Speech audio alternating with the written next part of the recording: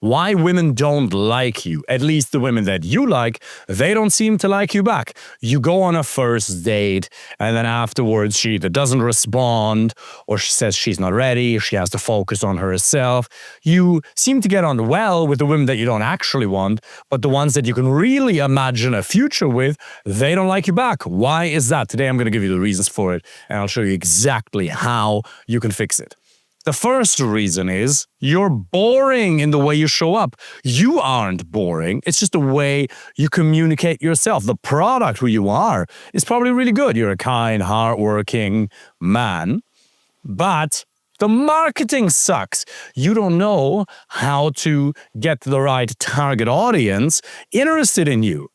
In other words, the women that you can see a future with, you could build a family with.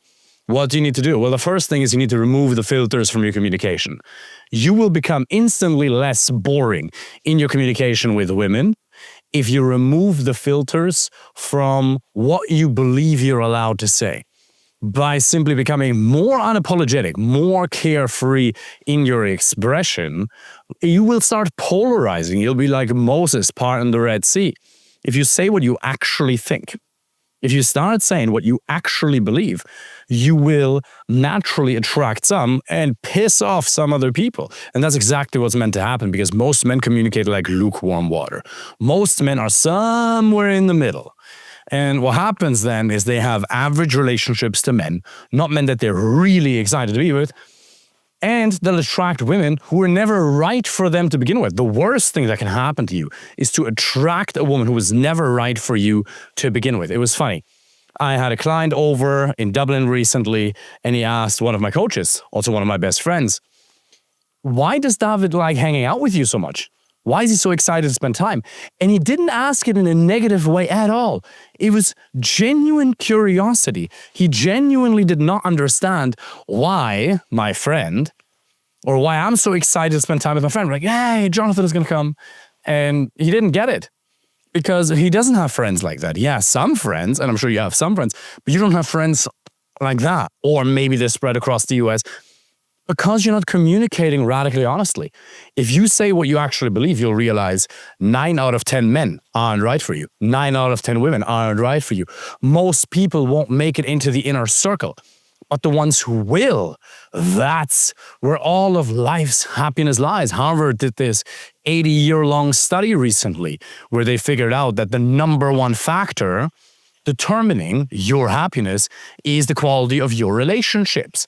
I would argue that the number one thing that determines the quality of your relationships is, one, how many interaction points you have, and second, how well you filter. So, in order for you to filter out the wrong women and be more fun and interesting and less boring to the right ones, you have to start saying what you actually believe. If you start saying what comes to mind and not suppress it the way you do in a work context, where that's appropriate, by the way, the more she'll get extremely excited about you. Women love to see a man who's carefree in his expression. Now, in a professional environment, you obviously can't be that carefree. You're there to be a productive member of that organization. That's fine. We're walking to the left here. Pay attention. And in that place, you need to suppress your natural impulses, obviously, because otherwise you will have friction points with people who don't share the same values because they're just colleagues, not friends. In that environment, that obviously makes sense. If you run a business, you're not going to share your most intimate thoughts or your most politically incorrect thoughts with your employees. Understandably so. But when you're in a social environment, you need to let all of that out. Now, there's also social calibration, which is the next one we're going to talk about. But you are most likely already somebody who's very, very calibrated. Like, women feel comfortable around you. People feel comfortable around you. You are a nice person. You're a kind, caring person. But what has to happen now is you have to lean into those little impulses. You have a little voice inside of you telling you, I should say this. It's an impulse. Maybe you feel it here, maybe you feel it in your throat. Maybe it's a thought in your head or a little whisper in your ear. You need to learn to listen to those. You need to pay attention to those little impulses and lean in. And As long as you're not disrespectful, you'll always be fine. As long as you're not insulting, as long as you're just sharing fun and positivity, you can't go wrong with that. Because it is true that your freedom ends where the other person's freedom begins. For sure. But also keep in mind that by you being fun and carefree in your expression, you automatically, unconsciously give her the permission, if you will, to do the same. She doesn't need your permission. But if you're more carefree, she'll become more free. And if she feels free around you, that in turn makes her want to be around you because she unconsciously realizes the more time I spend with that man, the better and the freer I feel. That's exactly the experience you want for her. So first thing is you need to become more free in your expression. Second, you need to be socially calibrated, which means you need to have empathy. You need to realize, is she interested in me or not? You need to not make stupid jokes. Don't make dad jokes. Don't prematurely escalate. I see this oftentimes, that guys think, ooh, I need to create a man-to-woman connection. I need to make it romantic. And then you prematurely escalate, which means you make it too romantic or weirdly intimate too quickly. Don't do that. It turns her off. If you're going to do it at all in a future-pacing way, do it in a negative way. Oh, you like sausages? German hot dogs, huh? Stupid little example. Don't make jokes like that. Don't make dad jokes that are prematurely escalating. It is so cringe. And this is where we get to the blind spots that you currently have in your communication. The reason you're in a relationship with a woman who's actually right for you is because you have blind spots in your communication. There's mistakes you're making that you're not even aware of. There's things you don't know that you don't know. And we all have them. If there's a result in any area of your life that you want to have that you currently don't have, it's because you have blind spots. And if you want me to help you with that, click a link in my bio, click the link underneath this video, and apply for a free initial consultation. We will be able to help you with that. We will be able to fix you.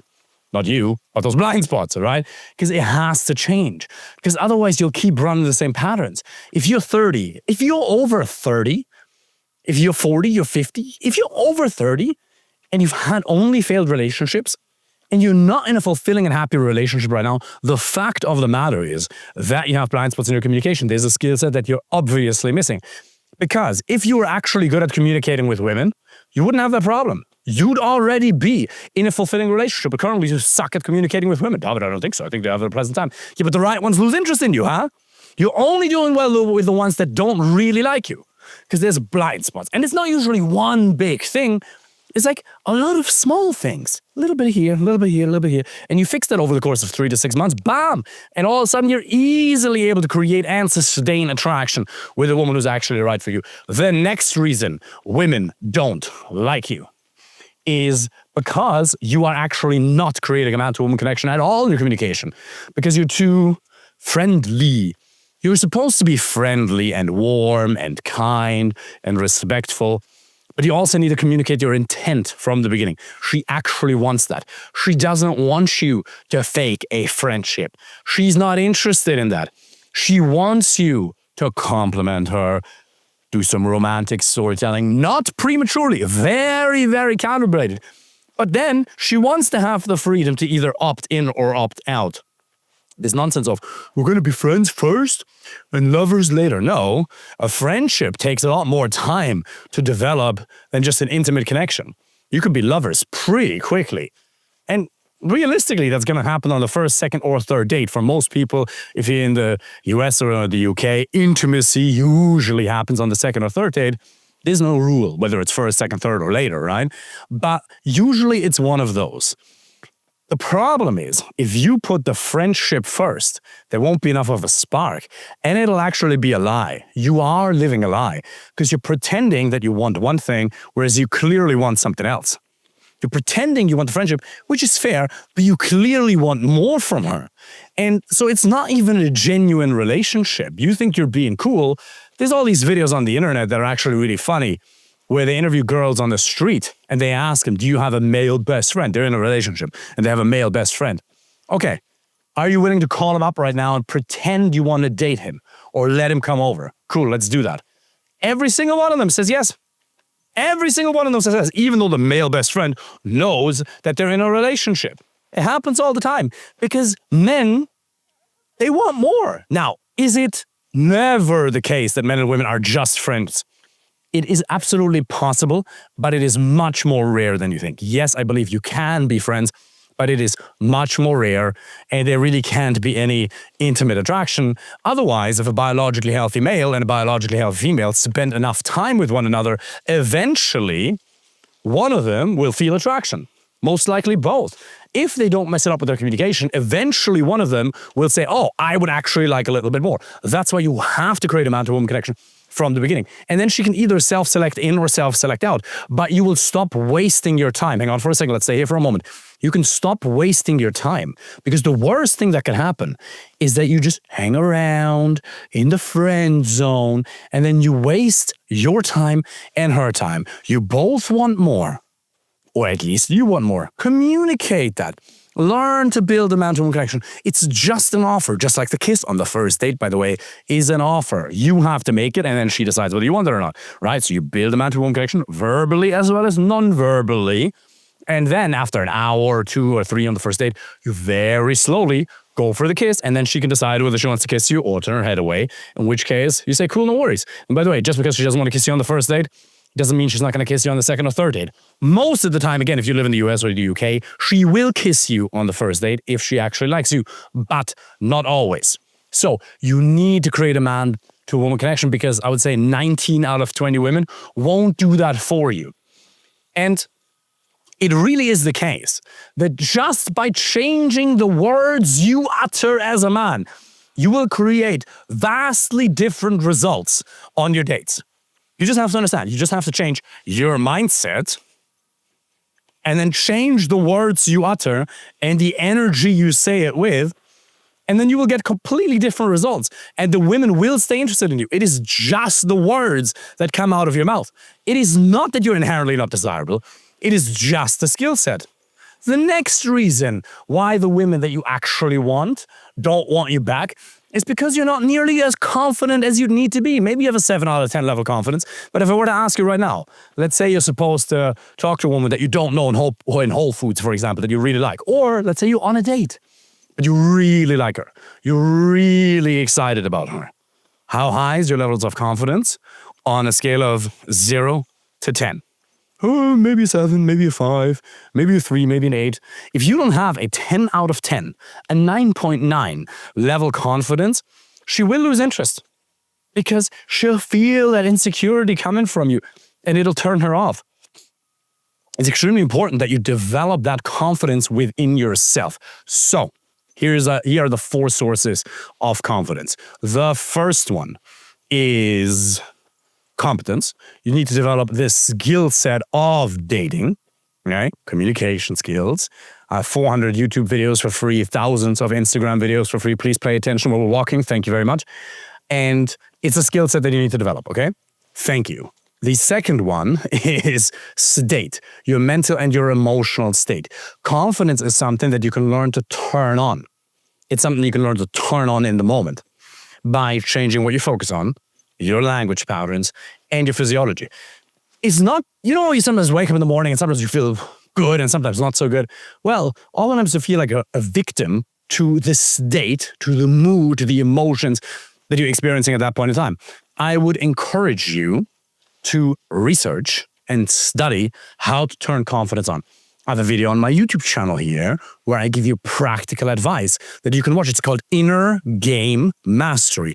I'm standing on this mountain. It's 53 minutes long. Inner Game Mastery. Go and watch that. It covers that in detail. The next source of confidence is your environment. Be that virtual on Zoom or in person. Ideally, you need both. You need to surround yourself with men who have the levels of confidence that you want to have. You need to be around men who are truly confident around women, not just when they're on various substances, but also when they're completely sober. And those men are rare, but they exist. That's what we're simulating with our clients in our coaching program. Now we do in-person events also, right? We go to the US or meet clients in London and all over the world, but mainly it's online. And then you simulate an environment. Obviously, there's actual real coaching that happens, be that in group coaching or one-on-one formats. But even just by being in that environment of men, having somebody in your life, somebody like me, who actually got this down, who has real, genuine confidence, mature confidence, not insecurity masked as confidence, but also none of this soy boy nonsense. It starts to rub off. You can't be in a certain environment and not pick up on those traits. And then it's extremely important also that you create that within yourself first. That you create that environment within your local community as well. Not necessarily first. You can do online first and then later. But you need to spend time with quality male friends on a weekly basis. And you're gonna have some friends that are very, very new to the subject of dating, who pretend that it's all good, but they don't really know what they're talking about. And then you just need one or two friends, because these guys are rare. Even if you just have one or two friends in your life that are actually really, really good at this, that you can see on a weekly basis, their confidence is going to rub off on you.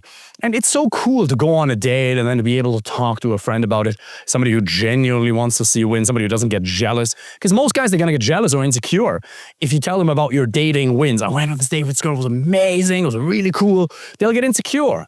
They'll get pathetic because they don't have the win themselves, because they haven't exposed themselves to personal development. They don't have a growth mindset, if you will.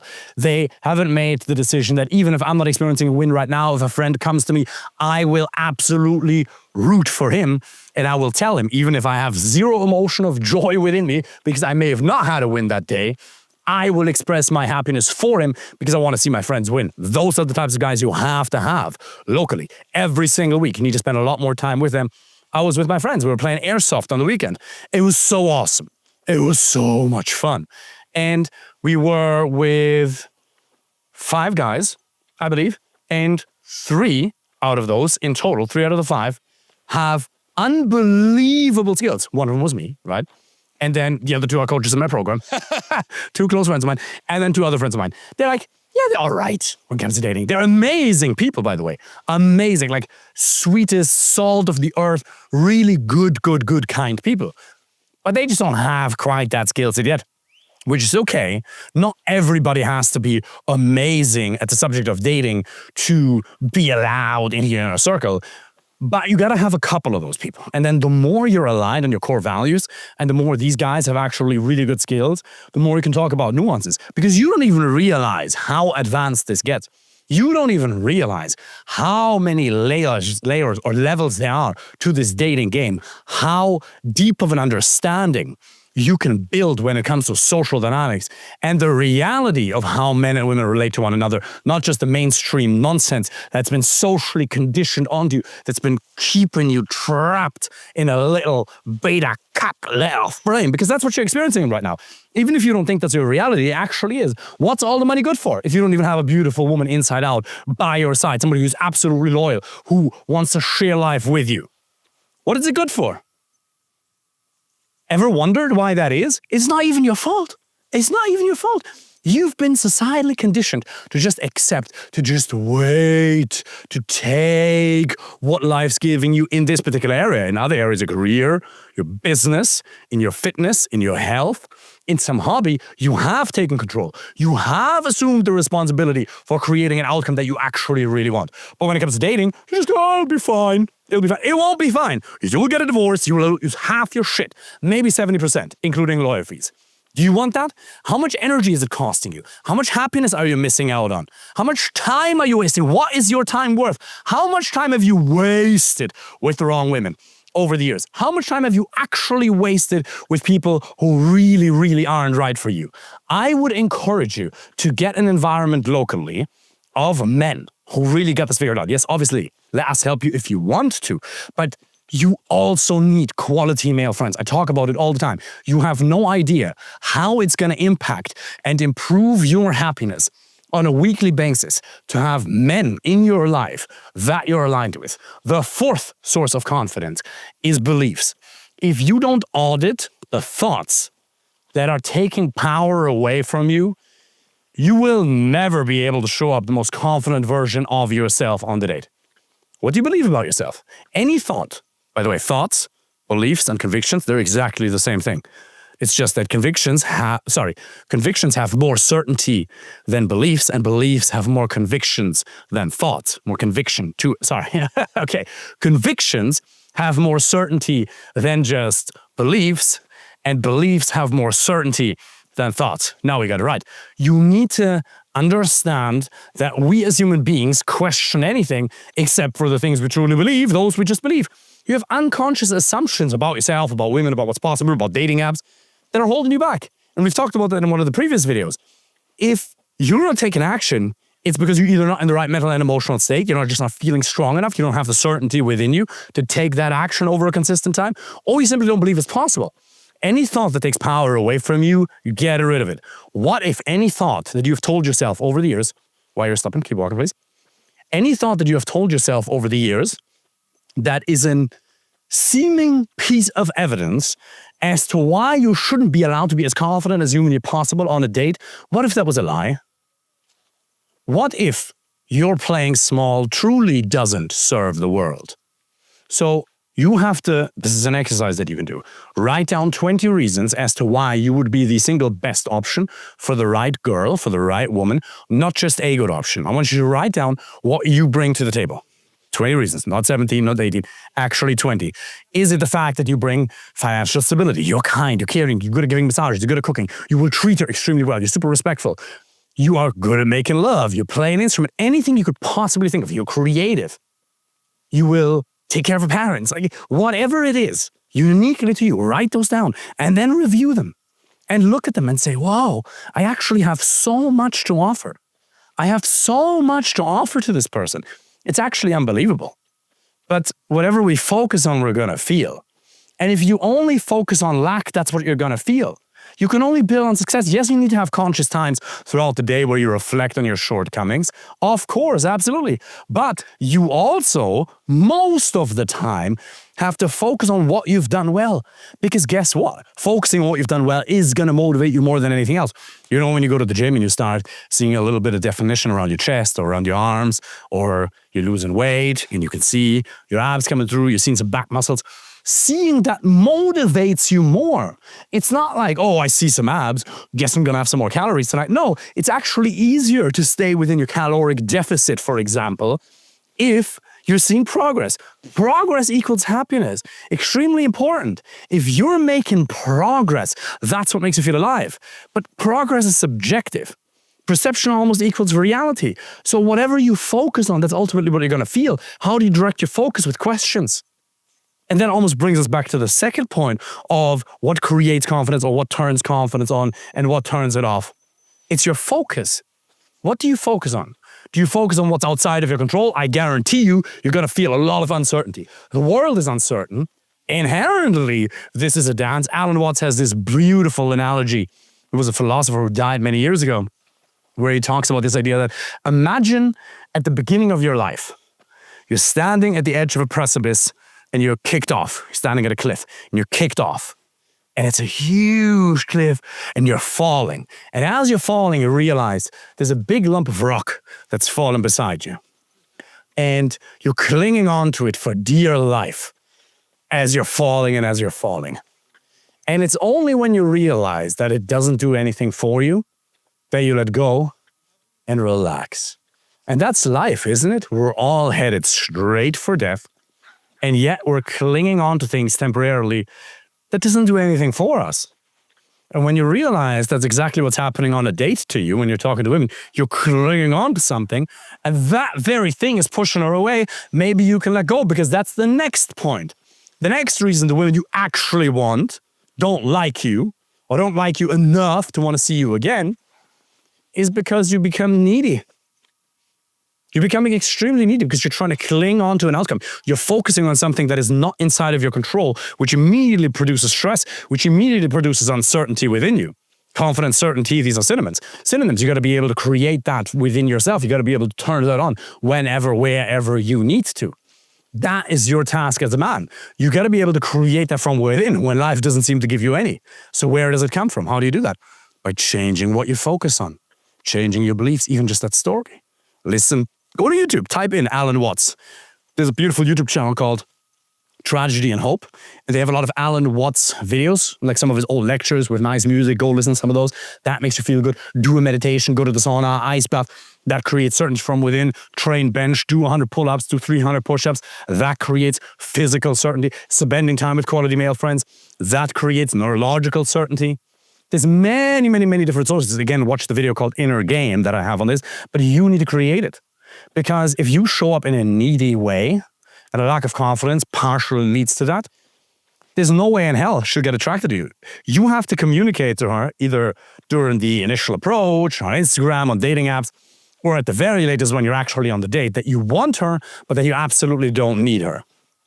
You have to be able to communicate to her that you want her, but that you don't need her. If she can experience that in your interactions, she'll get unbelievably attracted to you. Why is that? Well, anthropologically speaking, women are attracted to the tribal leader. That's where that silly little term called alpha male comes from. Don't mind the term. It's just tribal leader where we lived in a tribe of 20, 30 people, 100, 200 people, whatever it was. Now, nowadays, there's no tribal leader. Women wanted to be with a tribal leader back then. Why? Well, because the probability that her offspring was going to survive and be safe and have good genetics was the highest if they came straight from the tribal leader. Nowadays, there isn't any. Who's the tribal leader in the US? Well, yeah, you could say the president, but yeah, some of you are really going to like that guy. Some of you really won't like that guy. 50-50, yeah? But women are looking for certain status indicators. They're looking for status indicators that show that, well, the probability is high if I'm going to have offspring with this guy, that they're well looked after, they're secure, they're financially taken care of, and they have good genetics is the highest. So anything that boosts your status in her eyes is great. That's why social proof works. You showing yourself not like a playboy or some nonsense, but even just having a picture with your cousins at a wedding on your dating app profiles works well because it builds trust. She doesn't know anything about you. And if she sees that you are desired by the women, she'll like you more. Whether you think of it as a tactic or not, it works. There are certain social dynamics that are simply at play. If you don't understand them, they are working. Gravity works, whether you believe in it or not. You can close your eyes and refuse to believe in gravity all you want. Gravity is working. If I lift my phone and I drop it, its screen is going to smash when it hits the ground here in this park. That's just an inevitability of life. The same thing is true in dating. You have to study those dynamics. And one of those is that social proof works. Now, you can have implied social proof. Again, if you're carefree in your expression, it implies that you're willing to lose her, right? If you're just very carefree and super confident on the date and silly and fun and playful, always win-win, always loving, always caring, then it must show that you have options. It shows that you have options as a man because she realized that most guys don't have options. And let's say it for a second. And because they don't have options, they act needy. And if you're carefree, it must mean you have options, so you're desired by other women. So that in turn immediately makes you more attractive as a man. So here's my invitation for you. I want you to put these into practice and understand that you are fully in control if you get the outcome or not. Whether you'll have a relationship that's fulfilling in 6 months or 12 months is 100% within your control. It is not dating apps, it's not external trends. And if you want me to help you with that personally, click the link below or the link in my bio and apply for a free initial consultation. I hope this was helpful. Take care.